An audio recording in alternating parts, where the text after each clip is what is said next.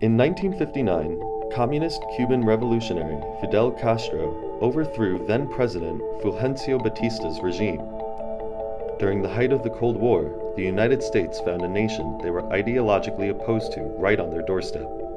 It made for a frosty relationship. Many people thought after the collapse of the Cold War, after the collapse of the Soviet Union, that soon Cuba would collapse itself. And so in 1992, in an effort to tighten control over the island, the U.S. Congress passed the Cuba Democracy Act to tighten the embargo, to make illegal U.S. tourism, and require an act of Congress to be able to change the embargo. In 2014, 6 years after Fidel Castro had stepped down and handed the power to his brother, Raul Castro, then-President Barack Obama announced normalization of relations between Cuba and the United States in a series of efforts later called the Cuban Thaw.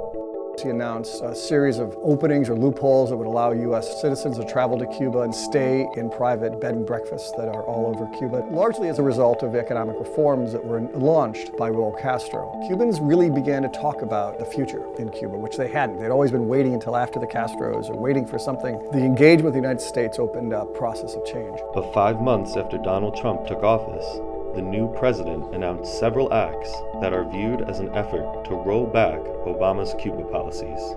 Donald Trump, in June of this year, announced a series of changes in Miami that eventually came out as regulation. In October, an alleged sonic attack put a further strain on the diplomatic relationship between the two countries. There are over 20 U.S. diplomats stationed in Havana that were complaining of nausea, dizziness, hearing loss, headaches. We really don't know what the cause of that was. But as a result, we removed those 20 diplomats and then actually removed another 40 more and then kicked out 15 to 16 Cuban diplomats in the embassy. When Trump pulled these 60 diplomats from the U.S. Embassy in Havana, it basically means that they're no longer processing visas. There used to be about 20,000 visas a year were allocated to Cuban citizens. They no longer are being processed. The Cuban political scene is also undergoing huge change as the country plans to transfer power to a new leader. There will be a transition. For the first time in Cuba's history since 1959, Castro will not be governing. They've designated Miguel Díaz-Canel a party apparatchik. He will become the next president of Cuba. A change of leadership in Cuba could provide a breath of fresh air to the country and help ease tensions with the United States. Still, the Caribbean nation faces significant challenges ahead.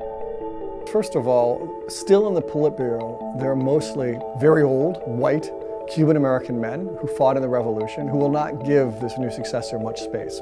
Even if Raul completely leaves the scene, a lot of his comrades from the revolutionary days remain, and they're very, very committed. The second is we don't know how far away Raul will go. Will he remain on the Politburo? The third thing is that Raul has a son, Alejandro, who is supposedly a real power behind the throne for Raul Castro, so he may also remain amon gris behind the throne, which could limit the latitude for this new president, Miguel Díaz-Canel, to change course, change direction.